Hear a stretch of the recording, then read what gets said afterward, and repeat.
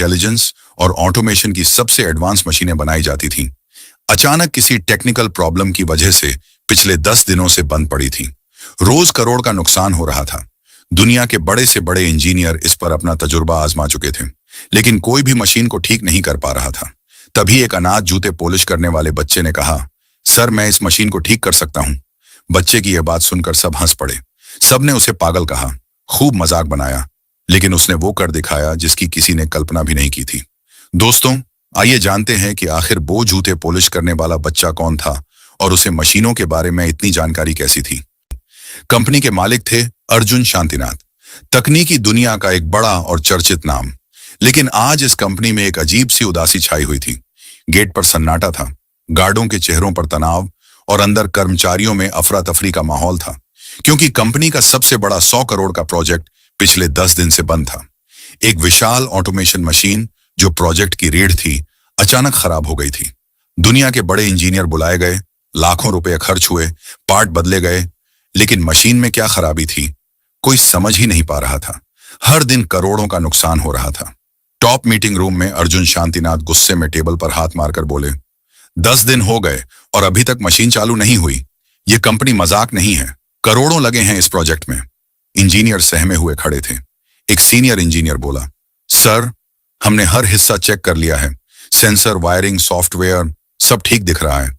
दूसरा बोला, विदेश से स्पेशल टीम भी बुला ली है, लेकिन किसी को समझ नहीं आ रहा कि समस्या कहाँ है। अर्जुन की आंखों में गुस्सा पिघलकर चिंता बनने लगा। अगर अगला सप्ताह भी मशीन बंद रही तो कंपनी को भारी नुकसान झेलना पड़ेगा। उन्होंने आदेश दिया, आज पूरा सिस्टम फिर से चेक करो, मुझे शाम तक प्रोग्रेस चाहिए वरना सबकी छुट्टी। और वह मीटिंग रूम से बाहर निकल गए। जब मालिक बाहर आए, उनकी नजर गेट के पास फुटपाथ पर बैठा एक 15 साल के लड़के पर पड़ी। हाथ में ब्रश, पॉलिश की बाटली और एक पुराना सा कपड़ा। कपड़ों पर धूल, जेबें फटी हुई, लेकिन आंखों में अजीब सी चमक। नाम था अंश। उस समय मलिक ने उस लड़के को इग्नोर किया और वापस अंदर चले गए। अंश हर रोज यहां आता था, जूते पॉलिश करता, कभी कभी चाय वाले की मदद कर देता, पर उसकी निगाहें हमेशा कंपनी की इमारत पर ही टिकी रहती थीं, मानो कांच की उस दीवार से झांककर वह मशीनों को समझ सकता हो। आज भी वह दूर से मशीन वाले सेक्शन की ओर देख रहा था। इंजीनियरों का भागना दौड़ना, अलार्म का बजना, मालिक का गुस्सा, सब कुछ वह ध्यान से देख रहा था। वह बुदबुदाया, 10 दिन से मशीन बंद है, लेकिन ये लोग गलत जगह देख रहे हैं। असल समस्या तो बैकअप यूनिट में है। लेकिन उसकी यह बात कौन सुनने वाला था। उसे देखकर लोग सिर्फ यही सोचते थे कि ये एक गरीब जूते पॉलिश करने वाला लड़का है। किसी को नहीं पता था कि उसकी रातें कैसी गुजरती हैं। उसके बचपन की कहानी कोई नहीं जानता था। अंश के जन्म के कुछ साल बाद ही उसकी मां ने उसके पिता से तलाक ले लिया था। उसका पिता था अर्जुन शांतिनाथ। जी है, इसी कंपनी का मालिक।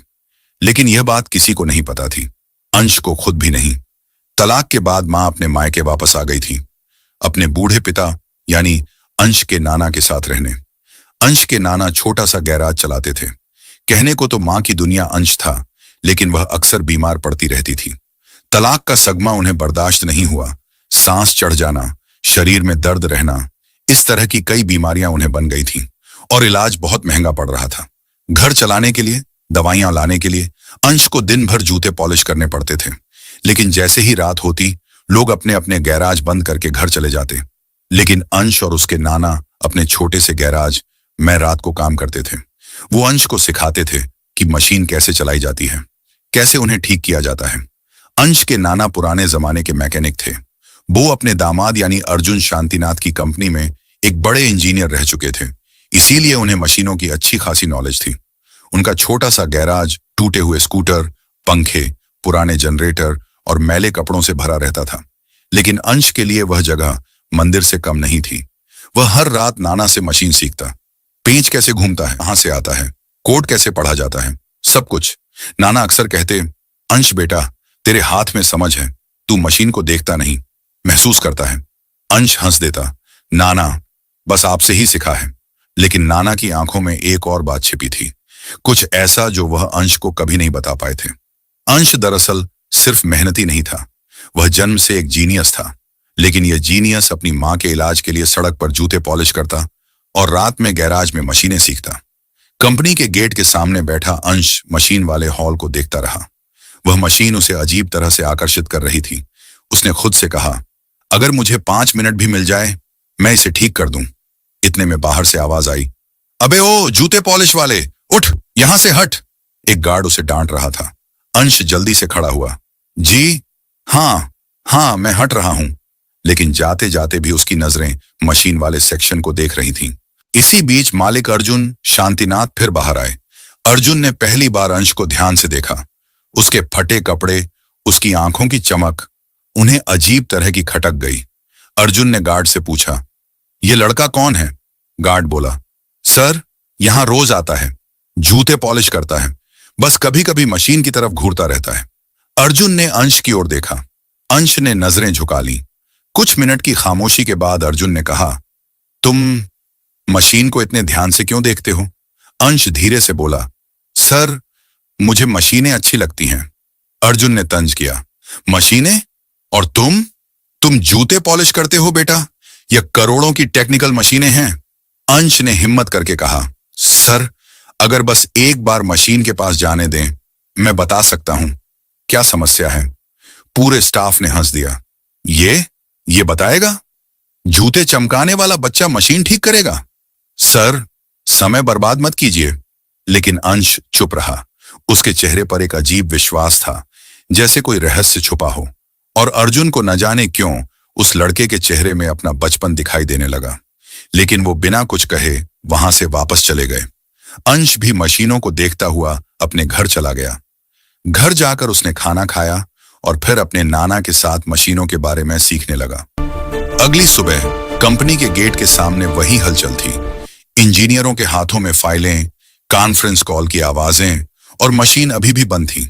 अंश फुटपाथ पर अपना छोटा सा स्टूल रखकर बैठा था। उसके सामने पॉलिश की बोतल और ब्रश रखा था। लेकिन आज वह पहले से भी ज्यादा बेचैन था। उसकी मां की दवा खत्म हो गई थी। कल रात नाना ने कहा था, अंश, तू बहुत तेज दिमाग वाला है, लेकिन दुनिया तेरा विश्वास नहीं करेगी जब तक तू खुद को साबित नहीं कर देता। अंश की आंखें भर आईं। नाना ने मुस्कुराकर कहा, दुनिया किसी गरीब के हुनर को नहीं पहचानती बेटा, जब तक वह अपनी काबिलियत से दुनिया को झटका न दे दे।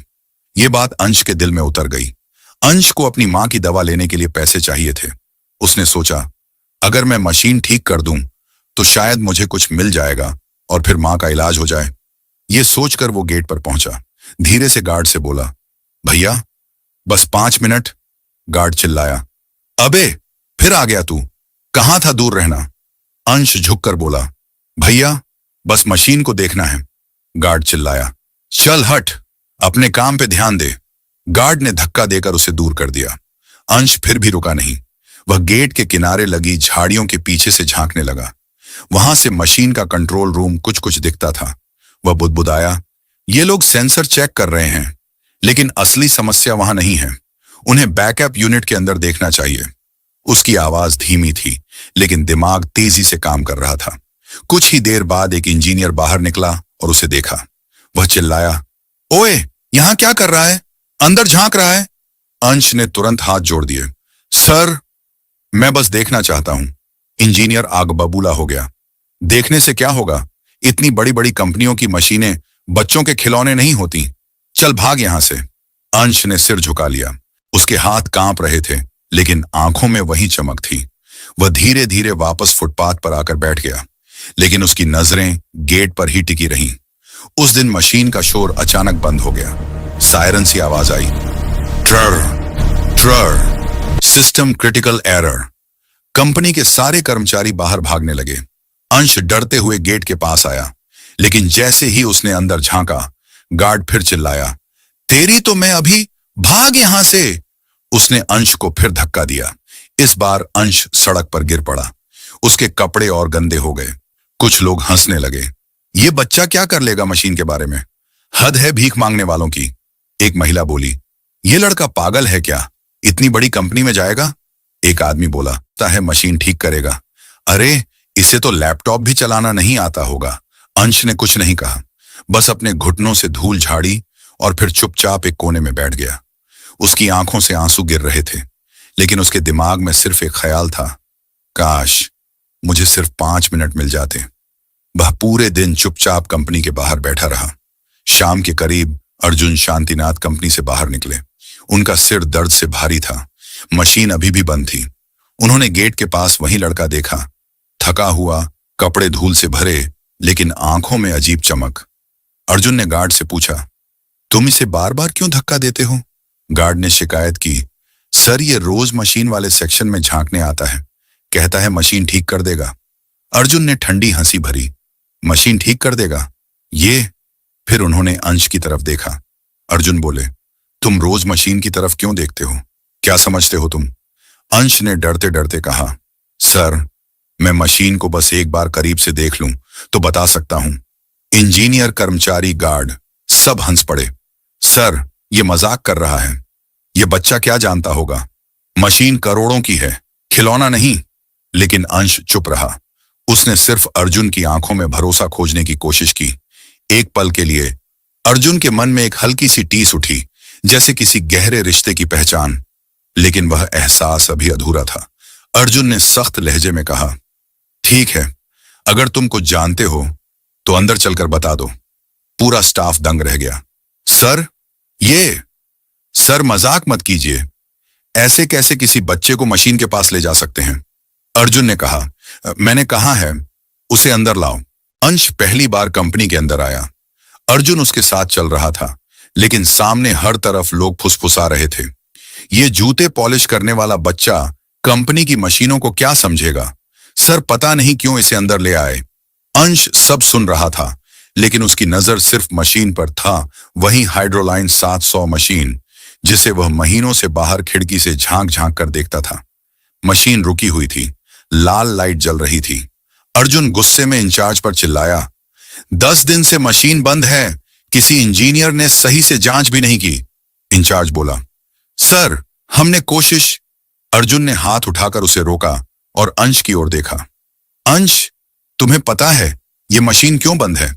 कमरे में सन्नाटा। सभी की निगाहें उस 13 साल के दुबले पतले बच्चे पर थीं, जो फटी शर्ट पहने एक हाथ में पुरानी कपड़े की थैली पकड़े खड़ा था। अंश ने धीरे से कहा, सर अगर मैं मशीन को पास से देख लूं तो शायद बता सकूं। लोग हंसने लगे। देखकर बताएगा? ये कोई खिलौना है? इंजीनियर फेल हो गए और ये बच्चा ठीक करेगा? लेकिन अर्जुन के चेहरे पर जरा भी हंसी नहीं थी। अर्जुन ने सख्ती से कहा, चुप, जो लोग इसे रोकने की कोशिश करेंगे कल से नौकरी पर मत आना। अचानक पूरा हॉल शांत। अंश धीरे धीरे मशीन के चारों ओर घूमने लगा। हर जगह सूंघ कर हवा को महसूस किया। आवाज, कंपन, तेल की गंध, सब कुछ। इंजीनियर बड़बड़ाते रहे, ये बच्चा ड्रामा कर रहा है, किसे बेवकूफ बना रहा है ये। लेकिन अंश अपने ही दुनिया में था। अंश ने झुककर नीचे की तरफ देखा और अचानक बोला, सर ये बंद नहीं हुई, इसे किसी ने बंद कराया है। पूरा कमरा चौंक गया। इंचार्ज ने हंसकर कहा, क्या बकवास कर रहा है, मशीन खराब है इसलिए बंद है। अंश ने सीधा उसकी आंखों में देखते हुए कहा, नहीं सर, मशीन खुद नहीं रुकी, इसके मेन प्रेशर वाल्व को हाफ टर्न घुमाया गया है। यह हादसा नहीं, किसी का इरादा है। अर्जुन का चेहरा सख्त हो गया। एक सीनियर इंजीनियर आगे आए, यह असंभव है, उस वाल्व तक पहुंचने के लिए मशीन खोलनी पड़ती है, और वह मशीन 2 दिन पहले हमारे सिवा किसी ने नहीं खोली। अंश ने मशीन के एक छोटे कोने की ओर इशारा कर कहा, नहीं सर, अगर कोई इस पैनल की तीसरी स्क्रू खोल दे तो बिना मशीन खोले वाल्व तक हाथ पहुंच सकता है। इंजीनियर स्तब्ध। उन्होंने जाकर स्क्रू चेक किया। तीसरी स्क्रू थोड़ी ढीली थी, मतलब अंश बिल्कुल सही था। हॉल में सन्नाटा फैल गया। अर्जुन धीरे से बोला, मतलब किसी ने सैबोटाज किया है कंपनी को नुकसान पहुंचाने के लिए। फिर उसने अंश की तरफ देखा, और तुम्हें ये सब कैसे पता? अंश ने सिर झुकाकर कहा, सर मैं रात को अपने नाना के गैराज में मशीनें खोलता सीखता हूं, बस वहीं से समझ आया। ये सुनते ही कई लोग चौंक गए। अर्जुन ने कुछ देर अंश को देखा, जैसे उसकी आंखों में कोई नई उम्मीद चमक उठी हो। अंश, अगर मैं कहूं कि मशीन को चालू कर दो, क्या कर पाओगे? इंजीनियर चौंक कर बोले, सर ये मजाक नहीं है, इतनी भारी मशीन गलती से भी ब्लास्ट हो सकती है। लेकिन अर्जुन ने कहा, मैंने फैसला कर लिया है। फिर उसने अंश की ओर देखते हुए कहा, बोलो अंश, तैयार हो? अंश ने पहली बार मुस्कुराकर कहा, जी सर, कोशिश करूंगा। इस एक लाइन ने पूरा हॉल चुप कर दिया। इंजीनियरों ने एक दूसरे को देखा। यह पागलपन है। अगर मशीन फट गई तो? बच्चा है सर, यह खेल नहीं। लेकिन अर्जुन की नजरें सिर्फ अंश पर थीं, जिसमें किसी भी तरह का डर नहीं था, सिर्फ एक उम्मीद थी। अंश झुककर मशीन के निचले हिस्से में गया, जहां एक छोटा सा कंपार्टमेंट था। उसने टॉर्च मांगी। इंजीनियर ने झुंझलाकर कहा, टॉर्च लेकर क्या करेगा? तुमसे नहीं, अर्जुन ने तीखे स्वर में कहा।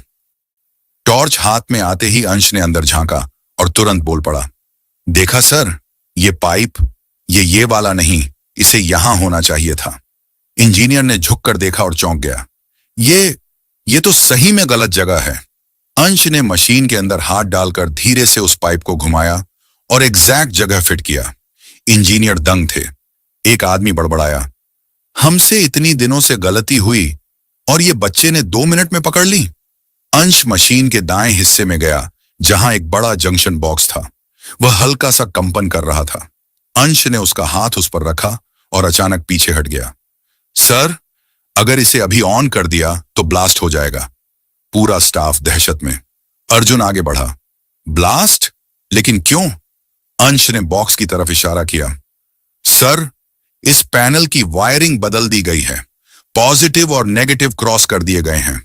एक इंजीनियर चिल्ला पड़ा, यह तो कोई जानबूझकर ही करेगा, यह हादसा नहीं है। अर्जुन को अंश की बात याद आई। सर, इसे किसी ने बंद कराया है। अब सब कुछ साफ हो रहा था। अंश ने कहा, सर, मुझे सिर्फ 10 मिनट दीजिए। अगर मैं गलत हुआ, मैं खुद यहां से चला जाऊंगा। अर्जुन बोला, शुरू करो। अंश स्क्रू ड्राइवर और एक छोटे प्लास की मांग करता है। इंजीनियर उसे उपकरण देने में भी हिचक रहे थे, लेकिन अर्जुन के एक इशारे पर दे दिए। अंश मशीन के पीछे जाकर बिल्कुल सही तारों को पहचानता है, उन्हें काटता है, फिर दोबारा जोड़ता है। कई लोग स्क्रीन पर स्क्रीनिंग डेटा देख रहे थे। सब कुछ अंश की बात से मैच हो रहा था। 10 मिनट पूरे हुए। अंश मशीन के सामने खड़ा हो गया और बोला, सर, अब इसे ऑन किया जा सकता है। सब हड़बड़ाए। अरे अभी मत करना, कुछ गलती हुई तो? बच्चा है, क्या पता। अर्जुन ने किसी की नहीं सुनी। उसने अंश को ही इशारा किया, तुम ही ऑन करो। अंश धीरे से मुख्य बटन के पास गया, एक लंबी सांस ली और क्लिक। 2 सेकंड, 5 सेकंड, 7 सेकंड, सबकी सांसें थमी हुई थीं। अचानक गूंस, मशीन चालू हो गई। लाल लाइट बंद, हरी लाइट जल उठी। सारा सिस्टम रिवाइव हो गया, जैसे 10 दिन से सोई मशीन आज बच्चे की आवाज सुनकर जाग गई हो। हॉल में चारों तरफ, ओह माय गॉड, ये बच्चे ने कर दिया, अविश्वसनीय। अर्जुन की आंखों में चमक थी। वह धीरे से बोला, अंश, तुमने कर दिखाया। अंश ने शर्माते हुए कहा, सर, मैंने कुछ नहीं किया। मशीन खुद बता रही थी कि उसे क्या तकलीफ है। मशीन चालू हो चुकी थी, हरी लाइट चमक रही थी, सारी कंपनी में खुशियों की आवाज थी। लेकिन अर्जुन चुप खड़ा बस अंश को देख रहा था। इंजीनियर जश्न मना रहे थे, पर अर्जुन के दिमाग में एक ही सवाल घूम रहा था, यह बच्चा है कौन? अर्जुन अंश के पास आया। उसकी आवाज बहुत धीमी थी। बेटा, तुम हो कौन? अंश ने शर्माते हुए कहा, सर, मैं कोई नहीं हूं। अर्जुन ने सिर हिलाया, नहीं, कोई साधारण बच्चा 100 करोड़ की मशीन यूं नहीं ठीक कर सकता। वह नीचे घुटनों के बल बैठ गया ताकि उसकी आंखें अंश की बराबर हों। सच सच बताओ, तुम्हें मशीनों की इतनी जानकारी कहां से मिली? तुम इस कंपनी में बार बार क्यों आते थे? अंश ने गहरी सांस ली और पहली बार खुलकर बोला, सर, मैं जूते पॉलिश करता हूं। मेरी मां बहुत बीमार रहती है, उनकी दवाइयों के लिए मैं सड़क किनारे जूते पॉलिश करता हूं। पूरे हॉल में सन्नाटा। रात में मैं नाना के छोटे से गैराज में काम करता हूं, वहीं पुरानी मशीनें खोलता हूं, उन्हें वापस जोड़ना सीखता हूं। इंजीनियरों ने आपस में देखा, एक बच्चा, गराज और इतनी गहरी समझ। अर्जुन ने धीरे से पूछा, तुम्हारे पिता? अंश ने सिर झुका लिया, मुझे नहीं पता सर, मैंने उन्हें कभी नहीं देखा। यह जवाब अर्जुन के दिल में चुभ गया, क्योंकि उसकी अपनी कहानी ठीक ऐसी ही थी। अर्जुन ने ध्यान से अंश का चेहरा देखा। उसकी आंखें, उसकी नाक, उसकी बोलने की शैली, कुछ बहुत गहरा अर्जुन के अंदर हिल रहा था। उसने धीरे से पूछा, तुम्हारी मां का नाम क्या है? अंश ने कहा, अनन्या, अनन्या शौर्य। यह सुनते ही अर्जुन के पैरों के नीचे से जमीन खिसक गई। हॉल में खड़े लोग देख रहे थे। अर्जुन की सांस रुक गई थी।